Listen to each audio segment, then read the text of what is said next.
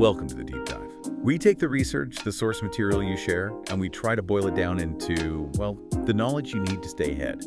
And today, we're tackling something huge. I mean, it feels defining for modern life, doesn't it? How do you find meaning, find balance, when everything just seems to be spinning?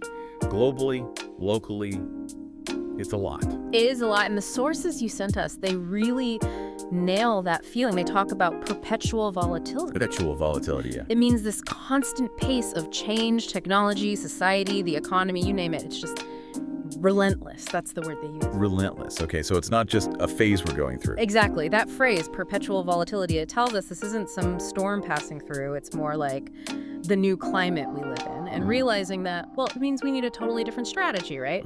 So our material really digs into three big questions here. Okay, what are they? First, how do we stay grounded? You know, when the ground itself feels like it's constantly shifting beneath our feet. Second, how do we even define meaning anymore? When all the old benchmarks for success, for stability, they kind of evaporated? That's a big one. And maybe the most crucial, how do we adapt? And adapt aggressively enough to keep up without, losing ourselves, sacrificing who we are, our core values, in the whole process. Right, that last one, adapting without losing yourself, that feels like the absolute core tension here. So to really get into the approach these sources recommend, we kind of need to break it down. They talk about three dimensions of engagement. That's right. We start with building that internal anchor, right? Personal meaningfulness. Step one. Then we look at the active strategy. How do you actually master the balance between sticking with things and changing things? Continuity and change. The balancing act itself. And finally, grounding all of this in, well, real life through three essential relationships: with other people, with your work, and crucially with yourself. Okay, let's start with that internal anchor then. Personal meaningfulness. The sources really argue that, look, in an age defined by external chaos. Which this feels like. Right.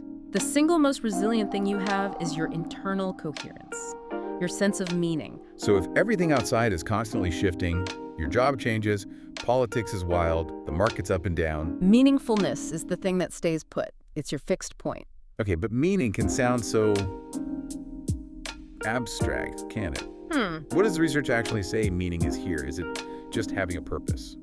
Or it's a bit more specific in this context. They define meaningfulness primarily as identity coherence. Identity coherence, okay. Yeah, it's about the alignment between your core beliefs, your values, and what you actually do, your actions. Ah, okay. So it's the walking the talk part. Exactly. When everything external is screaming, adapt, change, this coherence acts like a filter. So let's say you have to learn a totally new skill for your job, right? Which happens all the time now. Sure, constantly. Identity coherence means you integrate that new skill in a way that actually serves one of your deeper values. Maybe it's about mastery or contributing something useful rather than just learning it because you're, scared of becoming obsolete. Got it. And that links straight back to that fear of losing oneself you mentioned. Precisely. If you just adapt because of external pressure, the material calls it performative adaptation, which I like. Yeah, that's a good term. Then you just become a mirror reflecting whatever the latest trend is. Yeah. You might look up to date, but inside. You feel hollow, empty. Exactly. So the synthesis here, what the sources really put together, is powerful, this rapid external change.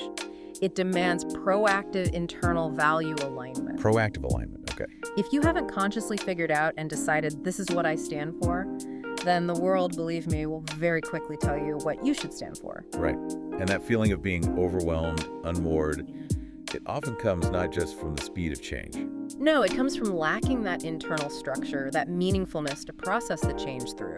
Meaning, in this sense, is almost like a defense mechanism against being overloaded by information, by social pressure. Okay. So internal clarity, knowing your values, aligning actions, step one. The anchor. The anchor. Now let's shift to that second dimension, the active part. Mastering the balance between change and continuity. We know we need change to survive, obviously, but we also need continuity for stability. Yeah. How do the sources say we manage that high wire act? Okay, yeah, this is where the material gets, I think, really provocative. It offers a genuine nugget here, moving beyond just basic survival tactics. They argue that stability, real stability, doesn't come from resisting change. It It comes from reframing it, completely reframing it. Wow. Stop seeing volatility purely as a threat. Instead, see it as an invitation. Whoa, hang on. An invitation. I have to push back a bit there. That sounds, I don't know, maybe a bit glib. What about changes that are genuinely awful? Losing your job, a major economic crisis, a global pandemic. How can you really call that an invitation without sounding dismissive of real suffering? That's a really crucial point. And the sources, they anticipate that pushback. They're careful to clarify. Okay. The invitation isn't to, celebrate the disaster itself. Of course not. The invitation is to conscious response. Conscious response. Yeah. When you're faced with a genuine threat, the shift in perspective is realizing, okay, this threat has now invited me or maybe forced me to show resilience, to invent a new path, to maybe even deepen relationships. It forces you out of just coasting, out of complacency.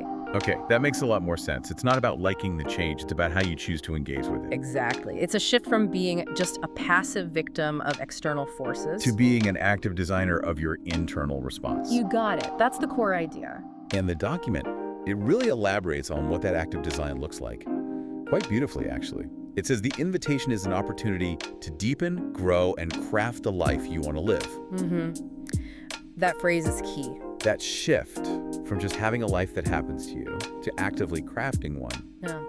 that feels like the central instruction here. It absolutely is. And if we loop this back to section 1 to meaningfulness, Right.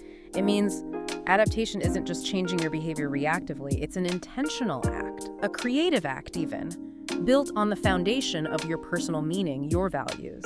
So it's like, okay, the world changed, but because I know my core value is X, this is how I'm going to craft my response. Why? Precisely. And they draw on some organizational psychology research here too. It shows that people who see disruption as a design challenge. It's just a system failure. Exactly. They are way, way more likely to innovate, to find a way through the difficulty. It's a mindset shift with real impact. Okay, so we anchor ourselves internally with meaning.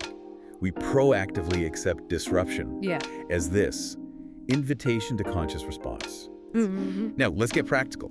The final dimension, putting our key relationships into context in this environment of constant flux. Yeah, and the material is very specific about this. It emphasizes that relationships are like the scaffolding that holds you up during adaptation. When other structures might be failing. Exactly. When external structures wobble or collapse, resilient relationships provide that crucial support. So, first up, the relationship with others. Okay. The sources really hammer this point. In a volatile world, your connections need to be built on psychological safety and shared vulnerability. Not just hanging out or convenience. Not just shared superficial stuff, no. Not just convenience. What's the implication there? Well, I guess. Yeah. Casual connections are easy come, easy go, right? Yeah. They provide that continuity we talked about. That's exactly it. To counter the external chaos, you need ties, connections that are actually built to withstand a crisis. The research they cite suggests that people with these high-trust, safe connections... Where you can actually admit you're struggling without judgment. Yes. Those people can process overwhelming external stuff faster. They bounce back from setbacks quicker. These aren't just friendships. The sources almost frame them as strategic alliances for resilience. Strategic alliances for resilience. Yeah. Wow. Okay, that defines what those relationships need to be. Next up, work. Work. This is probably the most obviously volatile area for many people right now, isn't it? With AI, economic shifts, it's reshaping almost everything. Definitely feels that way. So the source argues your relationship with work itself has to change. It needs to evolve from being purely transactional, time for money. Which is how many people still see it. Right. To being more contextual. You have to constantly be evaluating how your role, your contribution, fits into the bigger picture. The accelerating technological context, the economic shifts. So if work is changing so fast that it'll leave you behind if you just stand still. Then your relationship with work has to become one of perpetual negotiation, perpetual learning. Right. Makes sense. Exactly. The material stresses this idea of purpose alignment with work. Can your job deliver on one of your core values, like mastery or service or creativity? If it can. If it can, that alignment provides this deep motivational fuel. It helps you sustain that relentless learning curve that modern work demands. But if the job is just paying the bills, then the constant need to adapt just feels like exhausting drudgery, and that leads straight to burnout, which we see everywhere. we do. Okay, and finally, bringing it all back home, back to meaning. the relationship with self. This one, they argue, is the absolute non-negotiable, the ultimate regulator. How so? Well, this relationship is what ensures all the adapting you're doing externally actually aligns with your foundational meaning, that it serves the life you're trying to craft. Ah, okay. It keeps the adaptation honest in a way. Perfectly put, it keeps it honest. The sources emphasize needing deliberate self-auditing. You have to consciously, regularly check in with yourself. Ask, are the ways I'm adapting right now actually moving me towards the life I want? Or am I just getting dragged along passively by whatever the market dictates this week? This relationship is critical because it prevents all that energy you're pouring into adapting at work, adapting with others, from just completely draining your own internal well, your own resources. Okay. Wow. So pulling all those threads together. Yeah. The whole instruction set is pretty comprehensive, isn't it? It really is. Build internal clarity first, that's meaning. Then adopt this active, design-focused mindset towards disruption, the invitation, and finally cultivate these specific, resilient relationships with others, work and self, that actually support that conscious journey. That's the core framework. And the central takeaway, the actionable bit, it really carries the sense of urgency for right now. It's this. The big mistake so many people make is waiting. Waiting for the world to calm down. Waiting for stability before they start building a meaningful life. Right. Waiting for the perfect moment. Which never comes. The sources basically shout, don't wait for the perfect moment to align your life with your values. Start now. That alignment has to happen right in the middle of the volatility. It's the only way. That sense of immediate, sustained action. That's what makes this practical, not just philosophy. Exactly. And the material doesn't just leave us there. It gives actual, specific steps. Yeah. Things you can start doing, like today. The first one is adopting small steps, sustained. Yes. Consistency over intensity. Don't aim for some massive overnight transformation. Aim for consistency. Yeah. Because consistency is continuity brought to life. And tied directly to that need for continuity and chaos. Build rituals that matter. Rituals. Okay. These rituals, daily, weekly, maybe yearly things, they create these little islands of predictability in the storm. The sources mention studies showing that even simple, non-negotiable rituals... Like what? A morning routine? Yeah, like a structured morning routine or a non-negotiable weekly check-in with those core people, those strategic alliances, they significantly reduce the perceived anxiety from external chaos. They're proof that you still control some parts of your life. Okay, that's powerful. We also need to connect deeply. Right. Actively invest in those high-trust relationships we talked about. Absolutely essential. Build that scaffolding. And, maybe, obviously, but crucial for navigating all the tech and work shifts. Keep learning. Continuously. The sources suggest integrating learning into your weekly rhythm, not just waiting for the annual training day. So it's deliberate, continuous upskilling, but, and this is key, driven by your values, right? To keep that work relationship aligned. Precisely. Keeps it contextual, purposeful. And the final overarching mandate, Yeah. adapt consciously. Yeah.